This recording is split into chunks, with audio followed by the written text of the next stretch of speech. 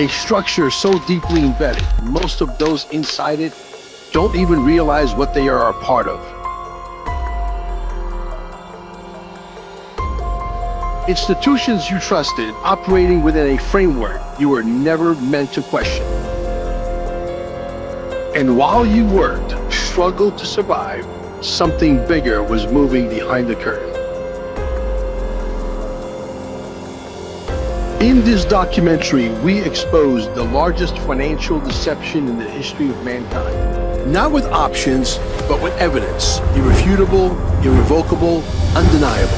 This is not about politics. This is about power. This is about control. And most importantly, this is about you. Because the moment you truly see it, the illusion collapses. The distractions lose its grip. The noise disappears, and the question becomes unavoidable. When this film is released, the truth will no longer be hidden. It will be undeniable, uncontainable, unstoppable. My job is to expose it. Your job is to make sure the world sees it. Now, will you have the courage to face it, to share it, to break free from the system that was designed to keep you enslaved forever? Or will you ignore the greatest revolution of our time? The truth is here. You will either stand up and help us dismantle the Matrix, or the Matrix will enslave you and your family for 1,000 years to come. The choice is yours. God knows I did my job.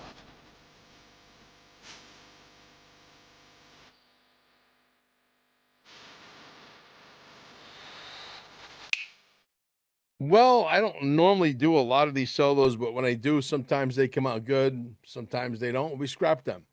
That's the business of Hollywood. This is the new Hollywood. This is the new central casting. This is the new news. This is the new whatever you want to call it. We got into this business by accident. We were living in Costa Rica, living the life, making really good money, and all of a sudden we got hit with that COVID-19 thing, and we were out of business literally like that. And because of that, we just basically had to start something new. But I started the podcasting business, believe you me when I say this, out of boredom. I was just gaining a lot of weight. I was bored. I couldn't go out anywhere. There was a curfew. It was martial law in Costa Rica. I mean, you could literally lay out on the main artery that would take you across the entire country, which runs right outside of our gated community, and you could lay on the ground and go to sleep till 7 o'clock in the morning. Ain't nobody going to hit you because there's a curfew. So we got into something that's called OneCoin by accident. My good friend Joe, unfortunately, he's passed on. He was so looking forward to his, he had 250,000 XRP. I hope his daughter and son-in-law is able to extract that. They're pretty computer savvy. They should have been able to do it. Hopefully that's the case. But the reality is this. We got involved with this OneCoin thing, which was Dr. Ruja, a Bulgarian lady, very totalitarian, very communistic. Her and her brother. It was a big hoopla, multi-level marketing bullshit story on steroids out of Europe. And there was a lot of people behind. A lot of people made a lot of money with that bullshit story. And we got in. This is where I didn't even know about QAnon. I don't think QAnon even existed back then. I'm going back 11 and a half years, about 11 years for sure. And again, the number 17. It cost me 1,700 euros to get into that thing. And then we got into Bitcoin mining. And Bitcoin at the time when we were mining, it was $2,700. And this is years and years ago. It had to be at least 11, 12 years ago, maybe more. About 11 or 12, maybe 11 years. And I could tell you at $2,700, nobody, I knew people that had it and sold it at $30, thought it would never go beyond that. $2,700 was like, crazy. So we were able to mine 3.5 Bitcoins, and it was my wife that was looking at all these alternative coins coming out. Okay. And she was paying attention more to those and the memes, happy wife, happy life. You got to let her play around with her, dog coin and all the bullshit coins out there, etc. She had a few of those. And I forget the one that she has that my friend Drew has as well in Cape Canaveral. Hi, Drew. which was amazing. But anyway, needless to say, oh, Shiba Inu. Yeah, she bought like, 8 trillion Shiba Inus, whatever. It's like, okay, whatever. You happy? Yes, beautiful. But then she got into this thing called XRP. And XRP was not necessarily new on the block, but it was new enough to tell you that we bought in for like dust. It was like 0.002. I remember her spending $50. I do remember this vividly because I asked her in bed, "How much did you invest in XRP?" She said $50, and I turned around. I said, "How many did you get for $50?" And she said 25,000. can we? Can anybody say? Can we go back to that? How many $50 would you guys throw at it? It would be infinity, right? That's what that was, and so $50 she accumulated, and it was me really that I was down with the story about Bitcoin. I wanted the outfit to go away. I wanted the banks, the insurance companies, all the people who are sort of our overlords to disappear. These people have been creating havoc, if you will, on humanity for the longest time. I did not want to, these people around, and I thought that Bitcoin was going to be the new banking system. And really, Bitcoin was created to be the new banking system, but it failed. And because it failed, and I tell the story, and I met Satoshi Nakamoto again recently in Vegas, and some of you guys have seen the video. It didn't go as viral as the first time, but it did go viral. The first one was epic. I mean, it was on maybe 5,000 channels, maybe more than that. And I've seen channels with 275,000 views, and I've seen channels with 500,000 views, and so on. And I've seen many with 50,000 and 100,000 as well, and 10,000. But it was in the millions, tens of millions. And I think that's probably one of my turning point in my career where I got quite a bit of notoriety because that one video. There's been a few videos, but that was one of the main ones. So I met him again, same story. I said, you worked for DARPA in 2021, but we went way back in the beginning of time, which was 1988, where he puts a patent on blockchain technology. Right then, it was sort of a rudimentary blockchain. Yes, it was a ledger type technology, but it was the very first stages of blockchain technology. Make no mistake about it. So, with that said, we couldn't marry up that system with the internet because the internet wasn't quite here yet. It was very slow. We were talking dial up. So we have to wait for the internet to catch up. So he goes to work at DARPA, and at DARPA, what happens? The housing bubble in 2007, 2008. And he's there at the scene of the crime. And I said, they probably came to you and they said, hey, we screwed up. You need to create the next monetary system. With that, he went and created Bitcoin. Bitcoin's too slow. It costs too much money, blah, blah, blah. And still today, they can't fix it. So somebody had to go back and be able to fix Bitcoin and create the new Bitcoin 5.0 on steroids, which in my opinion is XRP. And he has agreed to that, the fact that, yes, he's maybe not the main Satoshi and there's more than one, but he's one of many, right? And so he's agreed to that, not once now, but twice on camera. So it's cute. It leaves you scratching your head a little bit, but it is what it is. So now, how did this whole thing come about? QFS 1776. Well, QFS 1776 was not even a website. It was on a Google page somewhere with a lot of the same information, and we try to make sense of all of this. We realize that people really need to know about this, and so I basically started to put things together, and I started throwing to Amber to put in some kind of sequential order so it made sense, and some videos, et cetera, et cetera.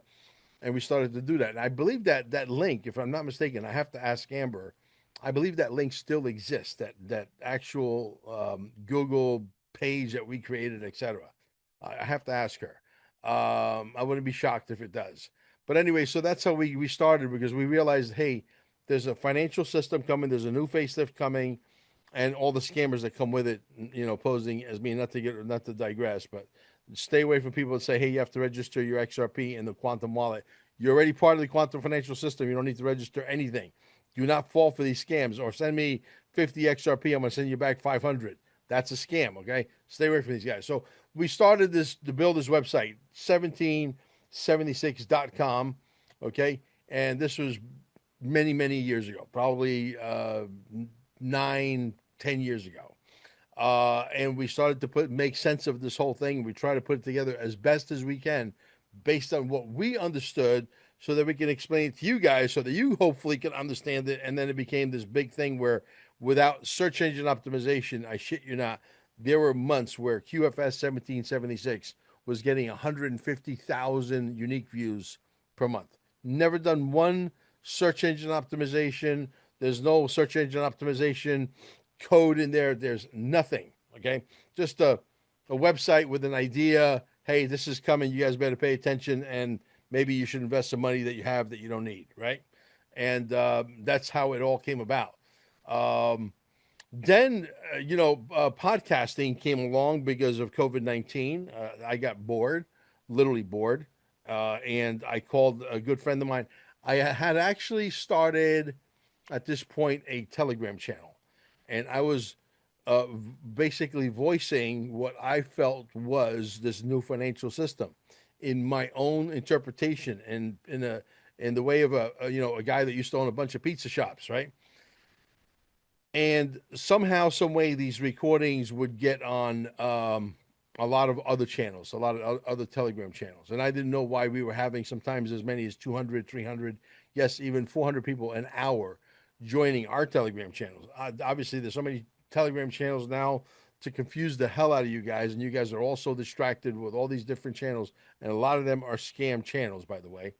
Okay. And so everybody just literally, the pie that got cut up into like a million pieces. But at one point, we used to have sort of like, I think like 45, 50,000 subscribers between the two channels. It's quite an audience. And my recordings would end up, because they were so well done, they would literally end up on Emily's channel, QSI, which she turned out to be not such a nice person. And she scammed a few people, by the way, in I won't mention who she scammed because these people are embarrassed. Literally, they want to hide. But some people on the West Coast that I know personally, she called them and said, "Hey, if you want a med bed, I can get you a med bed, but you got to put a $10,000 deposit." Unfortunately, some of the scalar wave technology, frequency technology, biophotonic technology centers fell for that bullshit story and gave her the $10,000 hoping that March would come around. I'm talking like a few Marches ago. Okay. That they would get their med bed. March, April, May, June, July, August came, September, October, November, and no med beds. So she scammed a bunch of other people with that, and those med beds never ever came, and she never ever gave a refund because she knew it was a scam artist. She knew that this was a scam from the beginning. And so, Emily, if you're out there, hi. Yeah, I'm like a thorn in your side. I know. But anyway, needless to say, so then we got into podcasting. I called a good friend of mine. My recordings, by the way, were getting a lot of traction. And from that, we decided, hey, why don't we just start a YouTube channel, see where it goes? I'm bored. I said, Nino Rodriguez is doing this, and he's doesn't look like anything special. As Mel Carmine could do this too. So just because of that, I talked myself into it. And I called my friend Patrick Giacomo from New Jersey, who's half Irish, half Italian. Nice guy. And him and me, Patrick, with his sister, we become like the best of friends. Super, super cool people. The best people, the best humanity has to offer. And I said, Patrick, hey, I says, I want to send you a link tonight. We're gonna do a podcast. He goes, what's a podcast? True story, man. I said, one of those things with the an interview on video, and we're gonna put it on YouTube. Oh, yeah, yeah. Okay, yeah, let's do one. So we start, and we did it, and it was a train wreck. I interrupted him a million times, and he actually became a big fan of mine. Still is today. And as a matter of fact, I got to get Patrick back on because Patrick and I were like two peas in a pod. And he's like, Mel, he called me actually like 3 months later. He said, Mel, it was very difficult to watch you, extremely difficult. He said, you interrupt people, you're terrible, interviewer. I mean, I said, I hope, because I hope I don't hurt your feelings. Hurt my feelings. Yeah, I hurt my feelings. I couldn't give two shits. I thought I was going to shut this thing down and go back and get back into the energy deregulation business. That never happened. Then my good friend Gila Jed, she sent me a video about this technology, which I own today with Amber in Cape Canaveral. I don't own it. I gave everything to God. I don't own anything. I control everything. Everything's under a religious, irrevocable trust. And if you guys want to know how that works, go to QFS1776.com and educate yourself, because that's the best way to do it. But anyway, long story short, I learned about this technology. They called me. I was in Costa Rica. They said, "Hey, you're next in line. You got to be. You got to give us a location where to bring this stuff." So hey, here we are, Costa Rica. Close up shop. I'm still paying rent there. We're paying rent there. We're paying rent at our Airbnb. We're paying rent at the center, and there's no money coming in. Imagine that. And so I got to go find a location, right? Find the location, give them deposit, which was a hefty deposit, like almost 10 grand. And then I had to pay my first and second month and 1 month security. And boom, voila, we're off to the races. And so we had hired all these people to do all this work, construction work, and decorations, and nobody showed up. They said, "Yeah, we'll be there in 5 weeks. We'll be there in 9 weeks." Like, no, you stay home. I'll take care of it myself. My wife and I are very capable of getting our hands dirty. And so that's what we did. We got our hands dirty. We did it ourselves. And it came out beautiful. My good friend Bill Gould, who's the ex-CEO of Equinox, which I'll be working with him together with him here shortly. Multi-billionaire guy, made a tremendous amount of money, super, super uber smart. He came to visit my center just 2 days ago. He was literally blown away. He goes, "It's so homey, it's so warm, it's so eclectic the way we have it. It's gorgeous." Amber did a fantastic job with that. So we opened up stayingalive.com with two E's. And we had our challenges, and we're still surviving by the grace of God, because I'm constantly grinding. I will not wake up in the morning and take a week off or take 2 weeks off. I'm constantly grinding. Even when I go on vacation, while I'm on vacation, I'm grinding. I'm on a phone. I'm setting up appointments. I'm doing this. I'm doing that. I'm a machine. I'm constantly moving. So then we got the idea of maybe doing our own gold company, gold and silver, which we by the way, I can get you as much as you want. Now the minimum on silver, unfortunately, is 50,000. Now for very slow, and I want to mess around with it, I'll get you maybe as low as 30,000, whatever, 30, 40,000. But the minimum now is $50,000 in silver, and I can still get you as much as you want. Yes, even $1 million or $5 million worth. Support the movement. Visit QFS1776.com for exclusive one-of-a-kind merch that makes a powerful statement. Protect your wealth. Cash is trash. Go to carminesgold.com and secure real assets, silver, gold, delivered anywhere in the U.S. Text Mel at 786-704-8817. Looking to acquire XRP? Minimum is $10,000 investment, and there is no limit, even up to $100 million worth. Again, text Mel with full details at 786-704-8817 and allow up to 24 hours for a response. And if by chance you're visiting Cape Canaveral or you are a local, visit stayingalive.com, alive with two E's, and recharge your body at the cellular level. So that venture started to take off and is doing well. And I got now a couple of sub brokers getting the word out there for me, like Jerry Reed, etc. Then we did the Quantum Summit, because I figured, hey, staying alive, we got all of this space there. Why don't we just figure out a way to just move the furniture out, whatever, and do these little summits, which we did. We did it with the lady who claimed to be the inventor of the technology. The technology is real. The technology works, but she's not the inventor. We won't give her any notoriety. You know who we're talking about. Okay, so she comes. We sell out 186 shares. So the idea came, hey, this is a good thing. Maybe this is a way that in the slow season, we'll do a couple of these things and we'll keep our head above water, which is exactly what's happened. So we started the Quantum Summit 1776. Now we're into Dear Mr. President.net. Who would have ever thought a guy that owned, 9 pizza shops, a pizzeria impresario, is now doing docudramas about the world and its affairs and what's going on with everything, right? So we're doing that.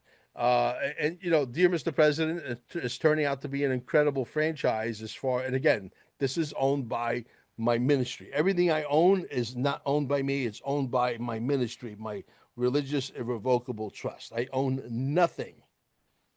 But if I need something, I ask God and God provides. Okay. If I need if I feel the need to have an extra gun, an extra 9mm or 45 caliber or whatever, or a shotgun for the house, or and want to invest some of that money and give it back to the ministry in the form of XRP and silver, I could do that. If I want to buy a home, God provides me a home. It's not my home. It's owned by the ministry. So you see how it works? So anyway, Dear Mr. President.net came about. And I got a rush because I got to get on the phone with a guy. We got a special treat for you, a guy from Canada who I met in Vegas. He's amazing. You guys are going to learn a lot about XRP, things that even I didn't know. But anyway, get back to Dear Mr. President.net. We got into this thing where, censorship. And censorship was, in my opinion, was never going to go away. As a matter of fact, recently, Donald Trump did sign an executive order. And the executive order clearly states that if you run a social media empire in the United States or a social media platform, that you are not allowed to censor us as long as it's, unless it's, drugs or scams or death threats, and you're not allowed to read bedtime stories to our kids, the transsesticles, whatever, right? The transvestites, sorry. I didn't mean to insult you guys. And so that came about. Now we just developed our second movie, which is going gangbusters. I mean, literally, we're selling these movies like water. The reviews are coming in, and they're all 5 stars, 5 stars, 5 stars. I had people say I would have paid $25.95 for this movie, or 25.98, or there's a special number, 589. Okay, 25.89 for this movie, and I wouldn't have made a big. Now there's a few people out there that can't get the movie to work. Oh, I tried this, and probably they live in the middle of the woods. They got dial-up internet, or they got really shitty internet, and there's a situation where if you want to fix that, you can fix that very simple. You have shitty internet. Either increase your internet bandwidth, number one, or number two, hit the pause button, get the movie to load, go to sleep, wake up in the morning, go have your coffee and your breakfast, whatever, and maybe when you come back and hit the play button, it's already loaded and you could watch it. It has nothing to do with us. It has to do with you. We have had 17 complaints, and we've had literally several thousand people have purchased the movie already. No one has a problem, but 17 people, right? You go figure. Again, that number. And it's actually 17 people, for real. So anyway, long story short, we decided to do this movie. The movie is successful. The first movie was successful as well because it had to do with freedom of speech, and it's still there. You can go watch that one for free. That one costs no money, zero. And people have had problem loading that as well because they live in the woods and they got like one gig, I forget, gigabytes or whatever they call those things. And I have no idea how internet works, or the speed or the bandwidth. But you got very low dial-up internet, it's not going to work. So that movie was very successful. This movie's uber successful by a factor of 10 times more than the free one. And that one got overshadowed. The first one got overshadowed by none other than Charlie Kirk, the shooting, whatever that thing was. That's a whole other can of worms for another time. But I can tell you that we're going to start another movie, and that movie is going to be Donald Trump meeting with the, generals. And I need, as a matter of fact, anybody out there that is a, Q expert. I mean, you have to be an expert, not a cuckoo for Cocoa Puffs. I need about 2, maybe 3 people that are going to consult. You're going to sign a non-disclosure agreement that's about that thick. Okay. And this is going to be a movie that's going to be in production for at least 9 months, like giving a baby. Minimum 9 months, possibly as much as a year. So maybe this time next year, if we're lucky, we'll launch it. So we're going to tell the story about Donald Trump meeting with the generals in the room where there was going to be a coup d'etat against Obama, which he'll be arrested soon, by the way. And the arrests are coming, and we'll have to write that into the movie as well, which is great. So talk about God's timing. Talk about God's timing. It couldn't be any more perfect. So then he meets with the generals. The generals want to have a coup d'etat on Obama. Cooler heads prevail. They say, no, why don't you run for president? You have everything. You're very successful. You're a CEO. You have yachts. You have helicopters. You have jets. You have golf courses. You have resort hotels all over the world. You don't need anything. You got skyscrapers all over Manhattan. You're a real estate tycoon, whatever. So they convince him to run for president. When he comes down the escalator, the sign behind them reads what? Currency exchange. XRP, right? XRP, right there, right? Right there. There. You see the X there, right? Okay. XRP. So I do believe wholeheartedly, I know the people that are into the Q movement on the deeper level, the guys that really go down the rabbit holes, where you need a pressurized suit, otherwise your body starts to malfunction. You understand that this reset and Q and Donald Trump and the military asking him to run, and him coming down the escalator with the sign says currency exchange. There are no coincidences, people. There are no coincidences. Zero. None. It was all staged. It was breadcrumbs from the very beginning, from the get-go. So we're going to tell that story verbatim.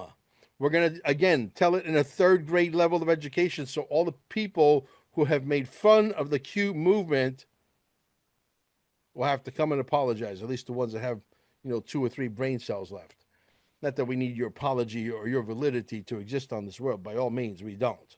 But you know what I'm saying. So that has to happen. So this movie is going to come simultaneously, because when I did the movie Dear Mr. President about censorship, I thought this movie was going to be the cat's meow. I thought it was going to land on Donald Trump's desk. Now, do the Trumps know about it? The answer is yes. And I don't pound my chest, oh, I know somebody and I got people telling me something in my ear. I don't do none of that bullshit. Okay? But I can tell you yes. And if you have your own sources, go and find out for yourself. So now, movie doesn't go anywhere. It's maybe on, 400, 500 platforms at this point. It's probably got millions of views collectively. If there's a way to tally up what views it got on all those 500 or 1,000 other platforms, we don't know, but it's a lot. So with that said, now we have a situation where it didn't do what it's supposed to do. So YouTube didn't wake up in the last 6 months since I've released the movie, 6-7 months, and said, you know what? We're going to stop censoring. We're going to give you guys a fair compensation plan. They didn't do any of that. And so with that said, I decided to start tube1776.com. 1776 is synonymous with patriotism worldwide, not just here in the United States, worldwide. There are patriot podcasters in Romania, in France, in Germany, in Russia, in Italy, all over Europe that are tired with the bullshit. They, not me, they created the sucking sound. I'm an entrepreneur. I'm just figuring out where that sucking sound is at, and I'm trying to hone in on it. And if I hone in on it properly, I'm going to suck a shitload out of money out of it. And if I can have my way and eat it too. Now, according to the AI who has analyzed what we want to build, they said, because we went back and forth, they said, no, you still have to do A, B, and C. And they're gonna hit you hard here, and they're gonna hit you hard there. So we've been planning this meticulously for 4.5, 5 months, going back and forth. Finally, we got the final script, in which I'm meeting with the artificial intelligence programmers here shortly, and we're going to get this show on the road. I can tell you that we have a budget already for it. We have investors that are tripping over their shoelaces. wanting to give me money. I just had a new one come at me just 2 days ago. Amber said, "Hey, you got to call this guy Ross. He wants to give you money for your tube 1776." I don't think I'm going to take any money at this point. I'm not sure. If I do, it's going to be very minimal. And I will tell you what the secret sauce recipe is. I'm not going to tell you what the secret sauce recipe is until it's time. But if we build it according to the way it is on paper,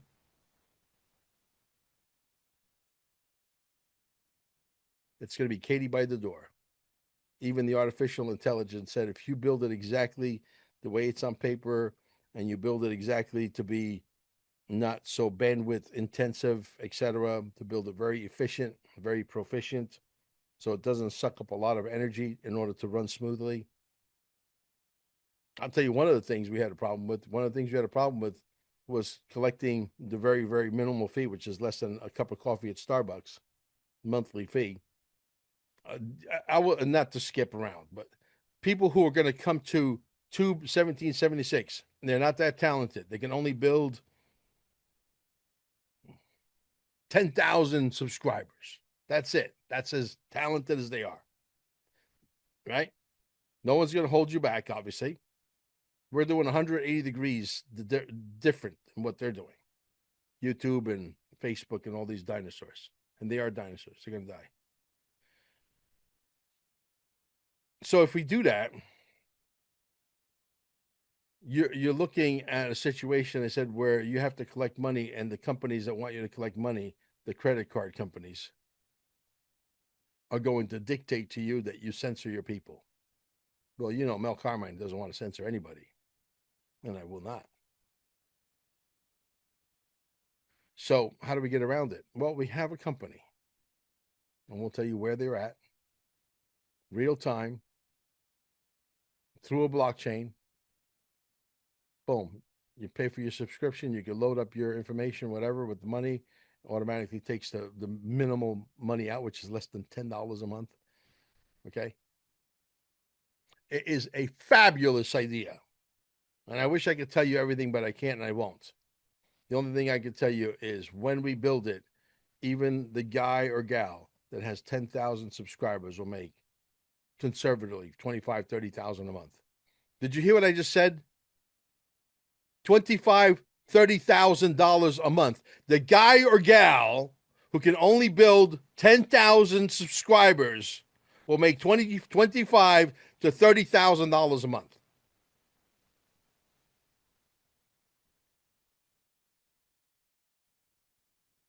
Show me one. Show me one. Not two or three, not four, not five, not 17, just one. That's got 10,000 subscribers at YouTube that's making 25, 30,000 a month. Show me one. Doesn't exist. I can't wait to tell you everything about it. But I believe we're going to build this thing in record time. And I believe when it's here and the turkey's ready to come out of the oven, you're going to say, Mel Carmine did it again. But this time, everybody's going to know who I am. And all the people that didn't take me serious. And there's so much backstabbing, by the way, in the freaking Patriot community. It is pathetic. I wish I could tell you how many people I know that I thought were really good friends of mine who have podcasts that have, 500,000, 600,000, 50,000, 75,000. I can count the people who came to Mel's aid on one fucking hand.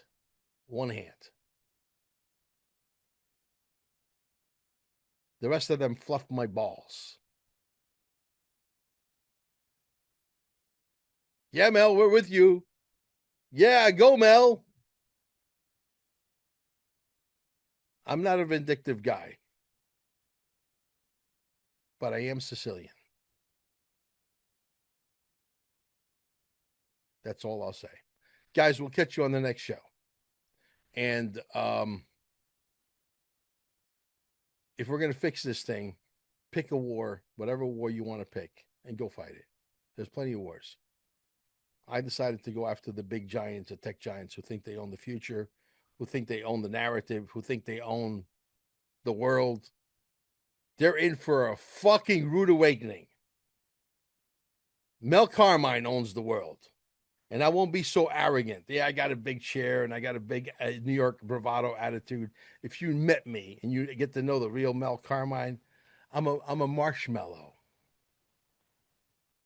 This is the way I act because I hung out with a bunch of fucking gangsters on the streets of New York, New Jersey, the Bronx, Manhattan. This is who I am because this is who I grew up with. It rubbed off on me. Gabish. You get it? We'll catch you on the next one. YouTube 1776 is coming. Tell all the podcasters to get fucking ready.